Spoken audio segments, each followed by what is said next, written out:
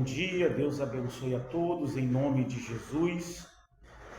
Eu vim falar para vocês sobre, no livro de Atos, no capítulo 27, versículo 27, sobre o náufrago. Nós vemos ali que os marinheiros, e Paulo estava ali também, eles estavam passando por uma situação difícil, no navio, e os marinheiros se desesperaram.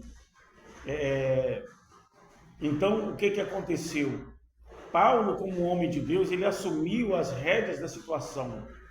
Falou, olha, vocês têm que comer, vocês têm que se alimentar, porque a gente vai precisar de força.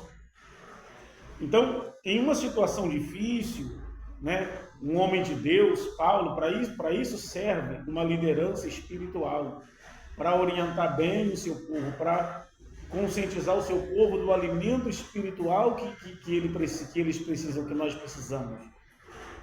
Porque uma igreja não é formada de oba-oba, de danças.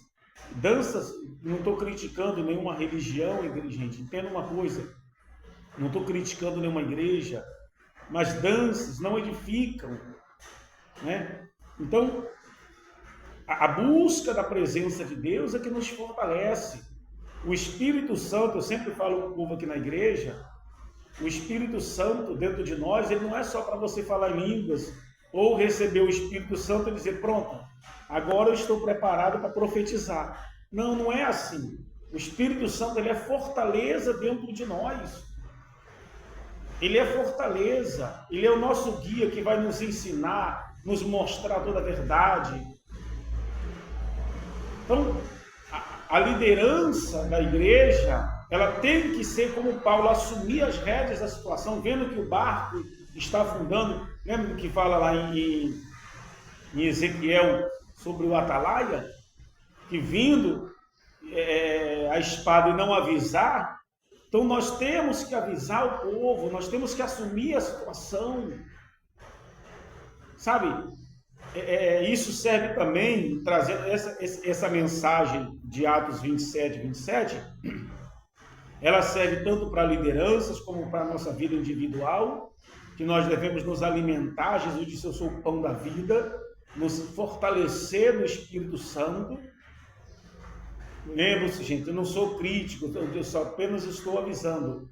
Conhecimento apenas não edifica. A letra mata, o Espírito vivifica. Só eu me encher de conhecimento, mas eu não tenho a intimidade com Deus, eu não tenho comunhão com Deus. E o que me traz comunhão com Deus? Minha vida reta, meu temor diante de Deus, minha fidelidade. Sabe? Tudo que fazer como se fosse para Deus, mesmo que seja um patrão incrédulo, não importa. A partir do momento que você aceitou uma vaga de emprego numa empresa, no desespero, você tem que se sujeitar, entre aspas, ao patrão. Você tem que obedecer, você tem que dar o seu melhor lá. Então, nós temos que aprender a assumir. Jesus, quando estava no barco dormindo,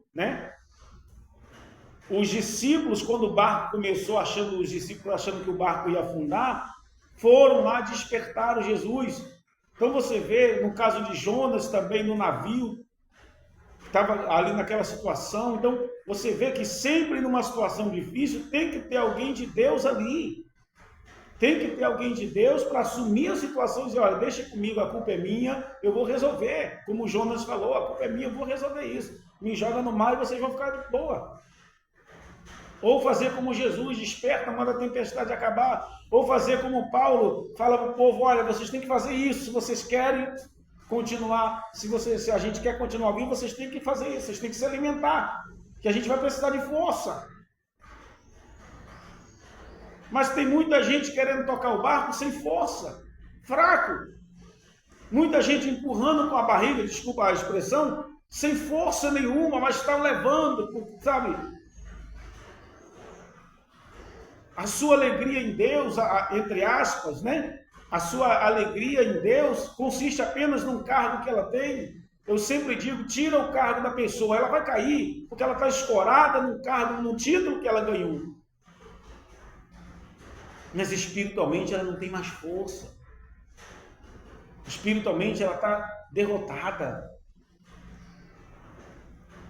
não tem mais força e quer continuar seguindo o barco, quer assumir compromissos na igreja, quer dizer para os outros, mostrar para os outros que sabe pregar, que sabe louvar, que é isso, que é aquilo outro, porque o pastor confiou um cargo. Mas o barco dela, o barco da casa dela, o barco da vida espiritual dela está afundando. Porque ela não percebe que ela não tem força. Lembra das 5 virgens? Você vê que as 5 virgens chegaram até a porta. O azeite delas acabou, elas chegaram até a porta. Elas não ficaram no meio do caminho, elas foram até a porta, mas quando chegaram lá, se depararam com a situação, peraí. Então você está na igreja? Eu estou na igreja sim, mas como é que está a sua vida espiritual? O seu azeite já acabou? Sua força já acabou? Ou você está ali apenas no oba-oba, para bater palma, para dançar, para cantar, para ver, né? Que hoje, né, algumas igrejas é mais teatro do que espiritualidade. É isso que você quer para a sua vida? Jesus está voltando, meu irmão. Quem me conhece sabe, eu sempre avisei. A besta é o sistema. E o sistema é formado por pessoas malignas que querem impor suas ideologias ao mundo. E está aí. Né? Hoje o sistema, né, a besta... o Apocalipse fala que a besta dá a imagem à sua vida. Hoje você sabe a tecnologia, né? Hoje você já fala com o robô. Hoje o robô já faz coisa com você. Fulana faz isso, ela faz. Isso não é imagem à sua vida, a sua imagem. Então, depois outro dia eu falo sobre isso melhor.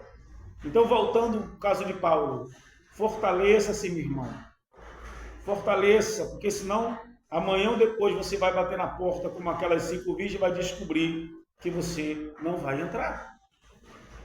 Você vai descobrir, você vai deixar para descobrir na hora? Porque, repito, as 5 virgens foram até a porta. Elas chegaram junto com as outras virgens que entraram. Veja, elas chegaram juntas. É aquilo que Jesus falou. Muitos dirão, Senhor, abre-nos a porta. Ele vai dizer, reda de maldito, nunca te conheci. Você nunca se converteu, você nunca se libertou de verdade. Sempre esteve na igreja dando o seu jeitinho, com malandragem, querendo se dar bem aqui, querendo se dar bem ali, querendo tirar proveito aqui, querendo tirar proveito ali. Fazendo injustiça aqui, outra injustiça ali. Ou você acha que Deus esqueceu tudo? Está tudo anotado nos livros. A Bíblia diz que se abriram livros e mais livros. Antigamente, quando você que é de mais idade, né?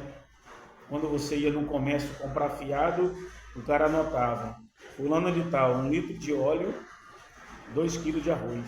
Ele anotava para depois te cobrar aquilo dali. Ele anotava para depois te cobrar justamente aquilo dali. Por que você acha que vão lá se abrir livros e mais livros? Para contar historinha para você?